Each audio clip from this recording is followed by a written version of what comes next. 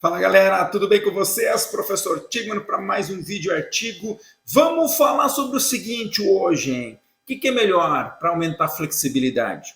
Fazer alongamento ou fazer treinamento de força? Essa é uma pergunta interessante que eu vou te trazer uma resposta. Artigo selecionado, atual, meta-análise, show de bola. Primeiro te dizer o seguinte, ó, te inscreve no canal, ativa as notificações, toda quinta-feira um vídeo artigo, todo domingo um papo reto, me acompanha aí no meu trabalho, valoriza aí e eu vou te trazer informações bem fresquinhas toda hora, certo, gente boa? Então vamos lá, deixa eu te trazer aqui para cá. Eis o artigo, treinamento de força versus alongamento na melhora da amplitude de movimento, uma meta-análise de José Afonso e colaboradores, um grupo de Portugal e Brasil, né? Principalmente de Portugal. Vamos lá, então na introdução a gente começa dizendo que a gente sabe que a melhora da amplitude de movimento é um objetivo da população geral, no contexto clínico, no esporte, né? Conforme cada contexto, há uma necessidade de melhora dessa amplitude. Diferentes técnicas são utilizadas, né? Um alongamento estático, né? Podendo ser ativo ou passivo, né? Ou com auxílio ou sem uma carga maior. Um alongamento dinâmico ou ainda facilitação neuromuscular proprioceptiva, né? O PNF. E tudo isso trazendo melhoras na amplitude de movimento. Mas também se sabe que músculos fracos tendem a perder essa amplitude e o treinamento de força poderia auxiliar nesse sentido. E alguns estudos mostram que isso realmente acontece. Mas a grande pergunta não é essa, afinal de contas, o que é melhor? Fazer um treinamento específico de flexibilidade ou ser conduzido por um treinamento de força? Ficou curioso? Então vamos lá, vamos ver como foi feito esse estudo. Base do guia da Prisma, usando uma metodologia de picos, né?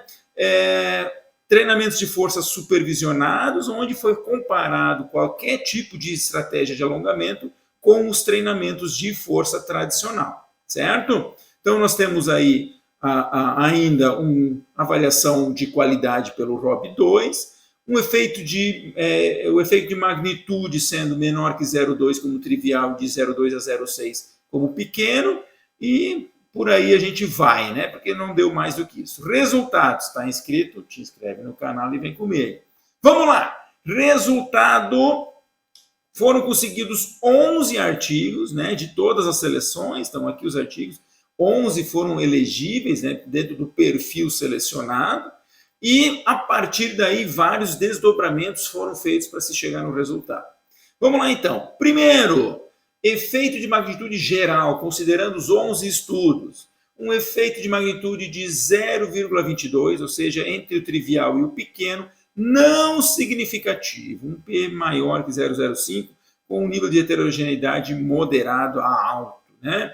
Aqui a parte de qualidade dos estudos, né? Algumas variáveis nem tanto. Então está aqui o gráfico, a figura mostrando que o nosso losango toca a linha central, então não está em favor do alongamento nem em favor do treinamento de força. Vejam que alguns estudos estão mais para um lado, outros mais para outro. Um único estudo aqui bastante posicionado ao lado em favor do alongamento. Boa parte deles sobre a linha, mostrando que quando comparado uma estratégia com outra, os resultados foram semelhantes. Os autores fizeram algumas subdivisões, então eles pegaram assim, ó, considerando os estudos que fizeram uma boa qualidade de randomização com os de não tão boa, compararam cada um deles, novamente, sem diferença significativa em favor de ninguém. Comparando os estudos com boa qualidade de avaliação da avaliação da variável, né? Estudos de boa qualidade e de não tão boa qualidade, novamente, não tivemos diferença significativa. Comparando o tipo de alongamento, ativo e passivo, comparado com o de musculação, tanto o ativo como o passivo manteve resultados semelhantes entre as duas intervenções.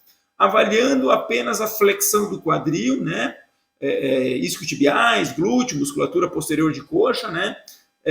Não foram encontradas diferenças significativas em favor de nenhum dos grupos, nem de força, nem de alongamento. Considerando a flexão de quadril apenas nos estudos com boa e má qualidade de randomização, não houve diferença. Considerando ainda o tipo de flexão de quadril com o tipo de alongamento, ativo ou passivo, não foram encontradas diferenças.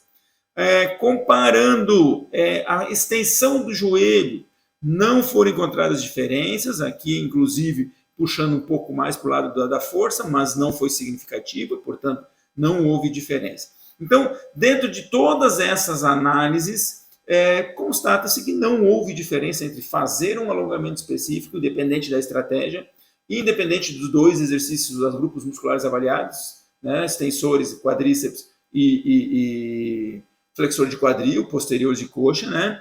E aí ele aponta que uma grande dificuldade foi a grande heterogeneidade dos estudos, né? As intervenções muito diferentes um estudo do outro, quanto ao sexo, quanto à idade, quanto ao status de treinamento. Isso pode gerar pode ser que alguns grupos tenham um benefício maior sobre uma estratégia do que outra, só que quando a gente mistura tudo isso, você perde essa capacidade de identificar. Então, certamente mais estudos são necessários, bem específicos, grupos específicos. E como conclusão, como finaleira, né, eles trazem, então, treinamento de força e alongamento não foram diferentes estatisticamente, falando em amplitude de movimento. Ambas estratégias, seja curtas ou de maior duração, sugerem que existe não há uma diferença, sugerindo que a combinação de fatores neurais e mecânicos pode ter influência nisso aí. E aí ele traz uma coisa interessante, que ele bota assim, que provavelmente um treinamento de força poderia ter a vantagem ao invés do alongamento. Por quê? Porque a gente poderia, no mesmo treinamento, ter as duas variáveis contempladas. Você não precisa fazer o treinamento de força e o treinamento de flexibilidade. Você consegue, a partir do treinamento de força, ter tanto a força como a flexibilidade contempladas. Com isso, você teria sessões mais curtas e, consequentemente, uma melhor aderência ao treinamento. Então, esta é a ideia do estudo, e um estudo bacana, bem organizado, uma meta-análise, ainda com poucos estudos, com uma ideia geral, mas, de qualquer forma, mostrando que os resultados são semelhantes. Então, assim, você que gosta de fazer alongamento, não fica bravo comigo. Estou traduzindo a ciência, mas veja bem, né, gente? Estamos falando em amplitude de movimento. Você faz alongamento porque você se sente bem, continue fazendo. O alongamento dá um relaxamento na musculatura, te faz ficar mais leve após a sessão, continue fazendo. Né? O que a gente está dizendo assim, que pensando em melhorar a flexibilidade, parece que ambas estratégias são efetivas. Então, ao contrário, aqueles que não gostam de fazer o alongamento, quem sabe uma ótima alternativa é apenas fazer o treinamento de força. Né? Mas é importante, né? Muito cuidado quando a gente fala em treinamento de força com amplitudes completas, né? Visando essa amplitude sempre no máximo individual de cada um, dentro de um limite de segurança, de uma técnica adequada. Certo, gente? Espero que você tenha gostado, espero que você continue aí comigo, muita coisa nova. E hoje, hein, artigo número 80, hein? Estamos comemorando aí 8 vezes 10, aí são 80 artigos que estão à disposição aí para você conferir. Certo, gente? Um abraço e até mais.